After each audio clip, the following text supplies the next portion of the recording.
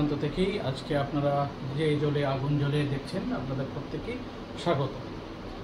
আজকে আমরা যে বিষয়টি নিয়ে কথা বলবো, আমরা সম্প্রতি একটি খবর দেখেছি এবং অলরেডি এটি সামাজিক যোগাযোগ মাধ্যমে খুব ভালো করে প্রচারিত হচ্ছে, ডিপ স্টেট থিওরি এই নিয়ে। প্রিয় দর্শক, আমরা জেনেছি এবং শুনেছি মার্ক জুকারবার্গ অলরেডি সে কনফেস করেছে ফেসবুক, মেটা এবং বিভিন্ন take giant company already deep স্টেটের জন্য তারা কিভাবে এটি অ্যাডভান্স পর্যায়ে পৌঁছানো যায় সেই জন্য সম্মিলিতভাবে কাজ করছে। প্রিয় দর্শক, ডিপ স্টেট কি? ডিপ স্টেট হচ্ছে আমেরিকান সিআইএ, এফবিআই এবং বিভিন্ন যে গোয়েন্দা সংস্থাগুলো আছে যেটি সরাসরি হোয়াইট হাউসের সাথে কানেক্টেড, তারাই মূলত ডিপ স্টেট থিওরির জন্য কাজ করে থাকে।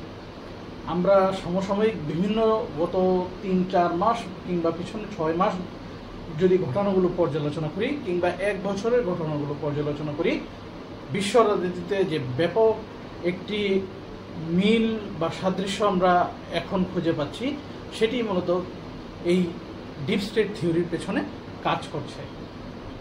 উদাহরণস্বরূপ শ্রীলঙ্কার সরকার অভ্যুত্থান, সে সাথে আমরা বলতে পারি মায়ানমার যে রোহিঙ্গা ইস্যু, সেটিও একটি।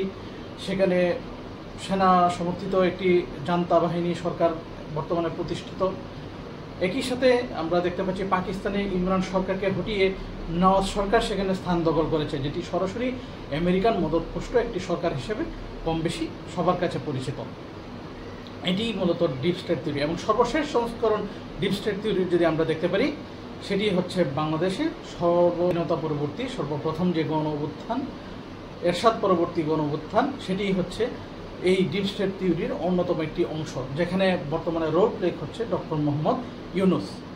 প্রিয় দর্শক, আমরা অলরেডি বিভিন্ন গণমাধ্যম, আন্তর্জাতিক গণমাধ্যমের সূত্র ধরে জানতে পেরেছি এবং মার্ক জুকারবার্গ স্বয়ং সেটি কনফেস করেছেন যে এর পিছনে ডিপ স্টেট থিওরি ওতপ্রোতভাবে জড়িত। এবং আমরা যদি পেছনের ঘটনাগুলো দেখি এবং এর সাথে আমরা বর্তমান ঘটনাগুলোকে কানেক্টেড করি, আমরা দেখতে পারবো এই সবগুলো ঘটনা একটি সুতোয় গাঁথা।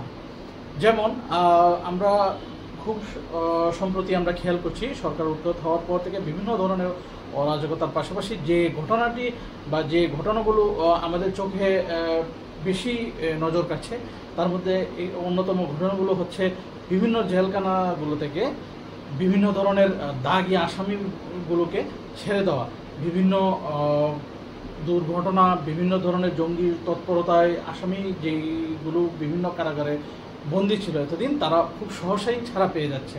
এবং দেখুন, এই উৎখাতের কিছুদিন আগেই আমেরিকার একজন প্রতিনিধি পাকিস্তান সফর করে এবং সেখানে 3 দিন বা 4 দিন সেখানে অবস্থান করে সিআইএর প্রতিনিধি, আমরা যতদূর জানতে পারি।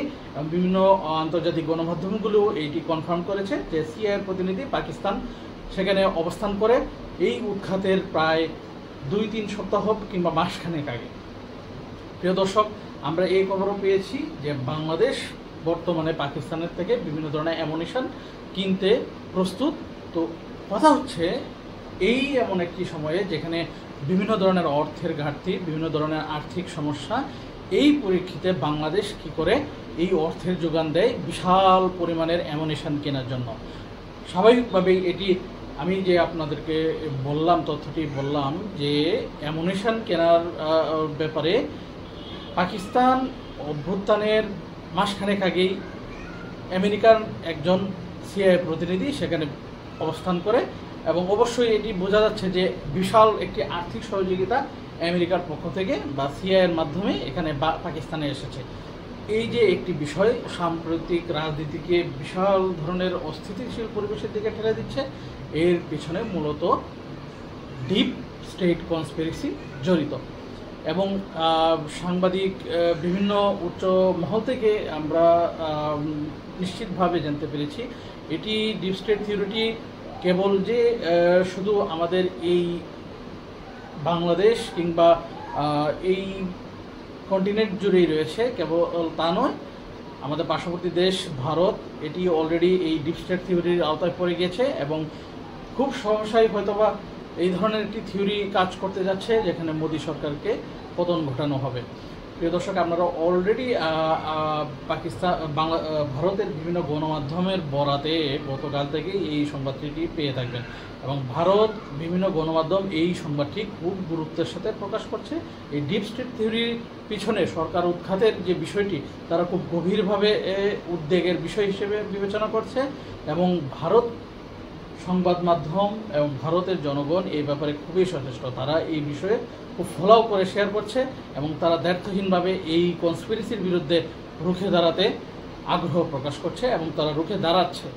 এই ডিপ স্টেট থিওরি মূলত আমাদের এই অভ্যন্তরীণ রাজনীতি এবং বহির্বিশ্বের রাজনীতিকে বর্তমানে নিয়ন্ত্রণ করছে। আমরা দেখতে পাচ্ছি এই সাম্প্রতিক ঘটনাগুলোর পিছনে আমরা যদি পর্যালোচনা করি, প্রিয় দর্শক, একটি দেশে গণঅভ্যুত্থান যখন ঘটানো হয়, একটি দেশে সরকারকে যখন ঘটানো হয়, তখন বিপুল পরিমাণের অর্থের এখানে যোগানের প্রয়োজন হয়। সহসাই যে আমরা দেখতে পাচ্ছি এই বর্তমান উৎখাতকৃত সরকারের দায়িত্বে আছেন ডক্টর ইউনূস, যিনি কিনা খুব প্রত্যক্ষ এবং পরোক্ষভাবে আমেরিকান গভর্নমেন্টের খুব কাছের একজন ব্যক্তি হিসেবে পরিচিত। আমরা খুব ভালো করেই জানি এবং আপনারাও জানেন হিলারি ক্লিন্টন তার খুব কাছের মানুষ এবং হিলারি ক্লিন্টন যখন নির্বাচন করে সে তখন তার নির্বাচনে প্রচুর পরিমাণ অর্থ ব্যয় করে এই ডক্টর মোহাম্মদ ইউনূস। স্বাভাবিকভাবেই ডক্টর মোহাম্মদ ইউনূস এখানে যুক্তরাষ্ট্রের একটি পাপেট গভর্নমেন্ট হিসেবে, ইন্টারিম গভর্নমেন্ট হিসেবে কাজ করছে এবং এটি মূলত একটি কনসার্নিং পয়েন্ট হয়ে দাঁড়িয়েছে আমাদের এই অঞ্চলের রাজনৈতিক প্রেক্ষাপট বদলের ক্ষেত্রে কি সামনে বা এই সহসাই ঘটতে যাচ্ছে। প্রিয় দর্শক, আপনারা অবশ্যই দেশ বিদেশের বিভিন্ন খবর সম্পর্কে ওয়াকিবহাল আছেন এবং আপনারা এই কথাগুলো এবং এই সংবাদগুলো অবশ্যই যাচাই করবেন আন্তর্জাতিক এবং দেশীয় আন্তর্জাতিক গণমাধ্যমগুলোর খবরাখবরের সাথে। প্রিয় দর্শক, অবশ্যই দেশের গণমাধ্যম ছাড়াও আপনারা বহির্বিশ্বের যে গণমাধ্যমগুলো আছে, বিশেষ করে India Times, New York Times, the Hill, যেটা হচ্ছে আপনার নিউ ইয়র্ক ভিত্তিক একটি বিশাল রাজনৈতিক ওয়েব জার্নাল, সেখান থেকেও আপনারা বিভিন্ন ধরনের কনস্পিরেসি থিওরি সম্পর্কে জানতে পারবেন। এবং এই আমি আজকেই যে ভিডিওটি আমি প্রকাশ করেছি সেটি ছিল একটি উইকিলিক্সের ফাঁস হয়ে যাওয়া বিশাল একটি তথ্য, যেখানে মোটামুটি এইভাবে জানা গিয়েছে এবং আমি এখন যে তথ্যটি বলছি সেটিও উইকিলিক্সের মাধ্যমেই প্রকাশ পেয়েছে, যেখানে মার্ক জুকারবার্গ অলরেডি এখানে কনফেস করেছে এই বিষয়টি সম্পর্কে যে deep state theory behind all this criteria are happening in Bangladesh or others Indo subcontinents. সো আজকের মূল বিষয়টুকু আমাদের পর্যালোচনার জন্য এটুকুই আমি নিয়ে হাজির হয়েছিলাম। প্রিয় দর্শক, আশা করি আপনারা এই বিষয়ে আপনাদের সুচিন্তিত মতামত প্রকাশ করবেন। আপনাদের ধারণা কি ডিপ স্টেট থিওরি বিষয়ে বাংলাদেশের রাজনীতি এবং ইন্দো ভারতের রাজনীতি পরিবর্তনে আসলেই কতটুকু জড়িত এবং খুব সহসাই কি কোনো আকস্মিক ঘটনা ঘটতে চলেছে? সেটি যদি সত্যি হয়ে থাকে তবে অবশ্যই এই উপমহাদেশের জন্য এবং আমাদের এশিয়া মহাদেশের জন্য খুবই একটি অশনি সংকেত বয়ে আনবে। প্রিয় দর্শক, আজকের মতো এখানেই রাখছি। পরবর্তী সংবাদ পর্যন্ত ভালো থাকবেন, সুস্থ থাকবেন। ধন্যবাদ।